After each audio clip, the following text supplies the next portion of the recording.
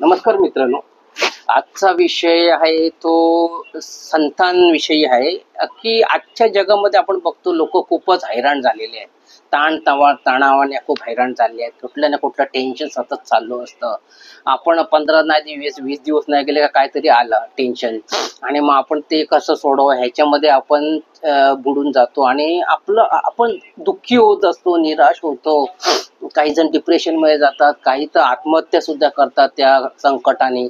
म्हणजे जो तो बघावा तो दुःखी, अशी परिस्थिती निर्माण झाली. कधी कधी मला वाटतं रामदास स्वामी म्हणाले होते त्यांच्या दासबोध मध्ये किंवा मनाच्या श्लोक मध्ये वगैरे पण, की ह्या जगामध्ये सुखी असा कोणच नाहीये.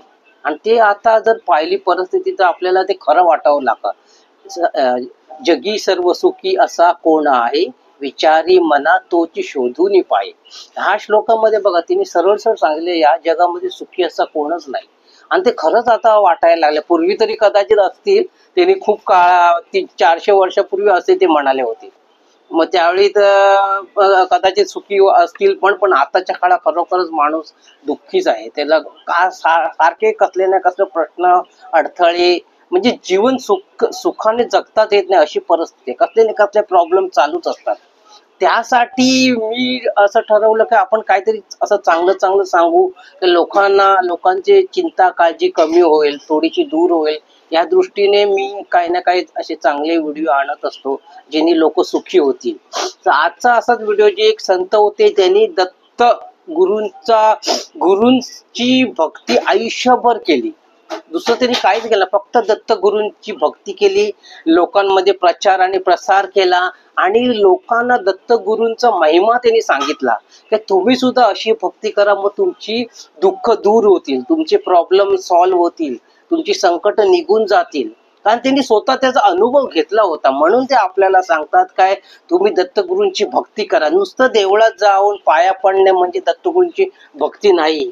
त्यांचे जो मंत्र दिलेला आहे दत्तमाला मंत्र, तो म्हणा तर तो थोडा कठीण आहे, संस्कृत मध्ये आहे. पण तुम्ही नुसती दत्तगुरूंचं नाव स्मरण जरी केलं ना तरी तुम्हाला खूप फायदा होऊ शकतो. पर किंवा दिगंबरा तो पण सद्गुरू दिगंबर, हा जर तुम्ही म्हटलं तरी सुद्धा तुमचा प्रॉब्लेम दूर होऊ शकतात. तर कुठला तरी मंत्र म्हणा किंवा त्यांचं नुसतं नाव स्मरण तरी करा दत्तगुरूंचं, तरी खूप. श्री दत्तगुरू एवढं तरी म्हणालात ना, किंवा दत्तगुरू माझं संरक्षण करा, दत्तगुरू माझं रक्षण करा, मला सुख द्या, शांती द्या, हे शब्द, साधे शब्द जरी म्हटले चाल.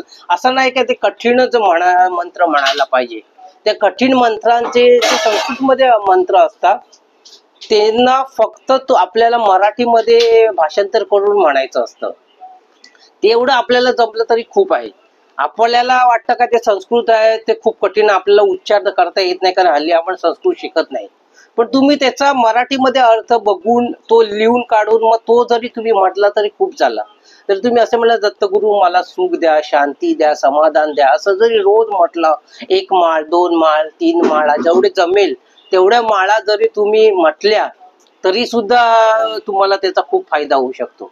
पण हल्ली लोक फक्त काय करतात, त्या वाराला, दत्तगुरूच्या वाराला देवळात जातील, पाया पडतील आणि निघून येतील. पण ते असं तर रोज जो मंत्र म्हणायला पाहिजे का रोज त्यांचं नावस्मरण करायला पाहिजे, ते करत नाहीत. तर ते संत आहेत टेंबे स्वामी. टेंबे स्वामी म्हणजे त्यांचा जन्म कुडाळमध्ये झाला, सिंधुदुर्ग जिल्ह्यामध्ये, माणगाव गावामध्ये. आणि त्यांना लहानपणापासूनच दत्तगुरूंची नावस्मरण करण्याची आवड निर्माण झाली. मग ते सतत दत्तगुरूंचं नावस्मरण करत राहायचे. आणि हळूहळू त्यांचं लग्न वगैरे झालं, मूल पण झालं, पण दोन्ही वाचले नाहीत. म्हणजे मुलगा पण वारला, बायको पण काही दिवसांनी वारली. त्यामुळे मग शेवटी तर त्यांनी पूर्ण आयुष्यात दत्तगुरूंसाठी वाहून घेतलं. श्री दत्तगुरूंच्या त्यांनी असं ठरवलं की आपण आता हा मंत्र किंवा दत्तगुरूंचा महिमा सगळ्यांना सांगावा, कारण लोकांना सुखी करणं हे त्यांचं ध्येय होतं. आणि खरं म्हणजे आपण जर ते दत्तगुरूंचं जर नावस्मरण केलं तर खरोखर आपल्याला सुख शांती समाधान लाभू शकते. जे जुन्या लोकांनी, जे संतांनी सांगितलेले, ऋषीमुनी सांगितले, ते उगाच सांगितलेलं नसतं, त्याच्यामध्ये खूप शक्ती असते. त्यांनी त्याचा अनुभव घेतलेला असं मगच ते सांगत असतात. तुम्ही आयुष्य करा, विचार करा की टेंबे स्वामीने आयुष्यभर का दत्तगुरूंचा फक्त महिमा लोकांना सांगितला किंवा दत्तगुरूंचा मंत्र आयुष्यभर म्हटला, दत्तगुरूंचं नाव स्मरण का केलं? कारण त्याच्यातून त्याला फायदा झाला तेव्हा त्यांनी ते केलं ना. नाही तर एखाद्याला फायदा होत नसेल, तो त्याचा काय प्रॉब्लेम सॉल्व्ह होत नसते, संकट जात नसेल, तर कशाला ते सांगतील आपल्याला? पण आपण काय करतो, फक्त जातो देवळात, पाया पडतो आणि घरी निघून येतो, किंवा फक्त असे त्या वारी जातो. त्याच वारामध्ये दत्तगुरु थोडे असतात, ते तर कायम आपल्या बरोबर, आपल्या हृदयामध्ये पण आहेत, आपल्या मनामध्ये पण आहेत. आता तुम्ही विचार करा, रामदास स्वामींनी मनाचे श्लोक का लिहिले? कारण त्यांना माहिती मन आहे तेच सगळं आहे, मनामध्ये सगळ्या गोष्टी दडलेल्या आहेत. आपण आतमध्ये न शोधता आपण बाहेर शोधत राहतो. आपल्याला वाटतं काय सगळ्या संकटाची उत्तर बाहेर आहेत, पण खरं सांगू सगळे आत आहेत. म्हणजे कशी आत आहेत? जेव्हा तुम्ही दत्तगुरूंचा मंत्र जेव्हा म्हणाल किंवा दत्तगुरूंचं नाव स्मरण जेव्हा कराल, ते आपण आतमध्ये, ते पहिलं आपण आतमध्ये शुद्ध होत असतो. आणि जो मंत्र असतो ना किंवा त्यांचं नाव स्मरण दोन प्रकारे काम करतं. एक म्हणजे आपल्याला आतून शुद्ध बनवतो, आणि बाहेरून आपली संकट काय असतील ते सगळी निघून जातात. समजा कोण तुमचा दुश्मन असेल, तो तुमच्या वाटेला येणार पण नाही, कायमचा निघून जाईल. तुमच्याशी आजूबाजूला कोण भांडत असतील तर ते पण तुमच्या वाटेला येणार नाहीत, ते लांब राहतील आपोआपच.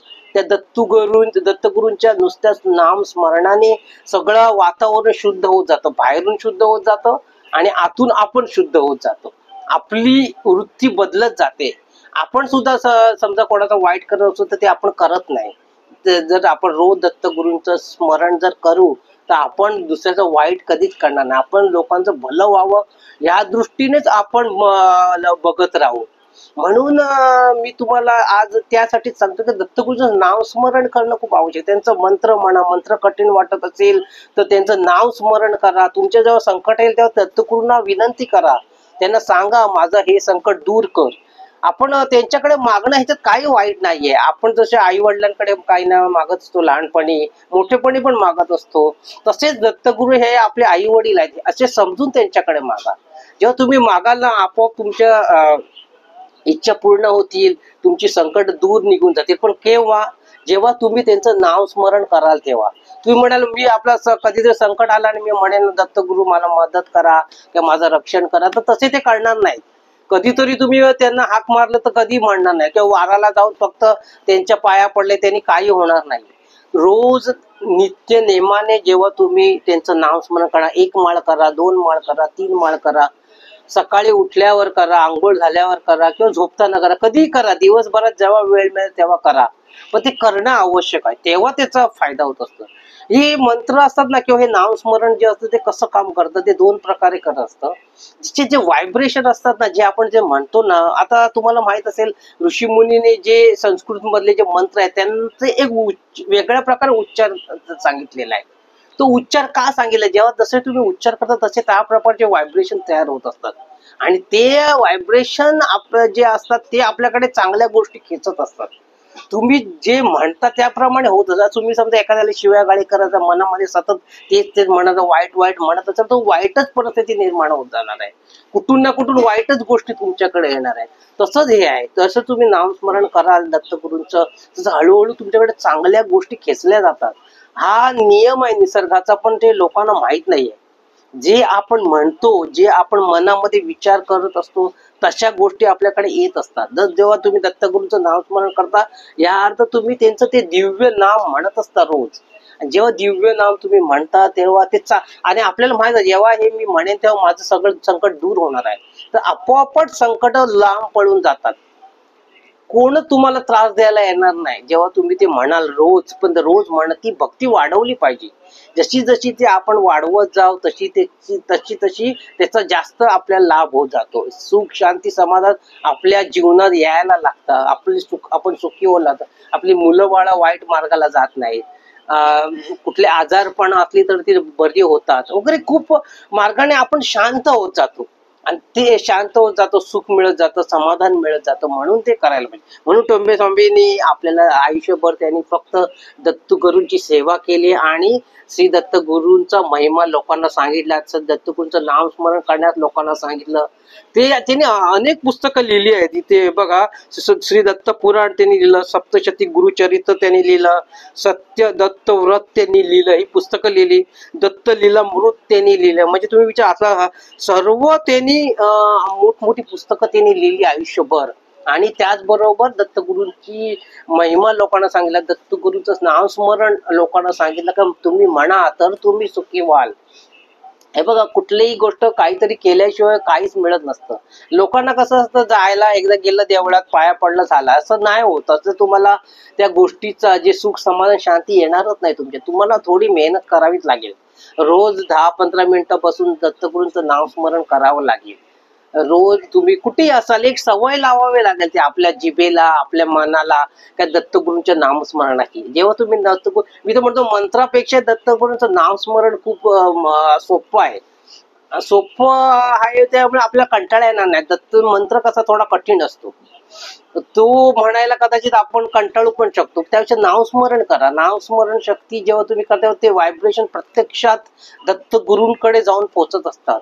मग ते ज्या लोकात असतील तिथून ते तुम्हाला येऊ शकतात. तुमच्यावर संकट आलं, कोणी तुला आता स्त्रियांच्या बाबतीत किती किती कठीण काळ आहे, कुठे जायचं म्हणजे त्यांना किती भीती वाटत असेल, तर त्यांनी जर एवढे जरी म्हटलं ना, दत्तगुरु माझं रक्षण करा, श्री दत्तगुरु माझं रक्षण करा, तरी त्यांना कोणी हात लावू शकणार नाही, कोणी त्रास देऊ शकणार नाही. तर सगळ्यांसाठी हा, आणि कुठले नियम मात्र राहू नका. काय आंघोळ करा नंतर म्हटलं पाहिजे, काय झोपेतून उठल्यावर म्हणायचं नाही, हे केल्यावर संत बघा 24 तास म्हणायचे, कुठलाही काळ त्यांनी बघितला नाही. तसं स्त्रियांनी किंवा पुरुषांनी कायम तो म्हणत राहायचा. त्याला काळ वेळ असं काही, नामस्मरणाला कुठलाही काळ वेळ नाहीये. संतांचं बघ, ते पूजा बिजा हे त्यामध्ये अडकून जाऊ नका. संतांनी कधी पूजा वगैरे केल्या? कुठलं त्यांनी काही नाही केलंय, फक्त त्यांनी नामस्मरण केलंय. पण आपण का शिकत नाही तेच मला कळत नाही त्यांच्याकडून. एवढे प्रसिद्ध संत आपल्या महाराष्ट्रात होऊन गेले, पण त्यांनी काय फक्त नामस्मरण त्यांनी केलं. पण आपण पूजा बिजा हे ते तंत्र मंत्रामध्ये अडकून जातो. कशाला, काही गरज नाही त्या गोष्टींची. फक्त नामस्मरण करा. मी बोलतो तुम्ही 100% सुखी व्हाल. तर मित्रांनो, तुम्ही शांतपणे ऐकून घेतलं याबद्दल मी तुमचा खूप आभारी आहे. आणि माझ्या या चॅनलला सबस्क्राईब केले याबद्दल तुमचा खूप आभारी आहे. धन्यवाद.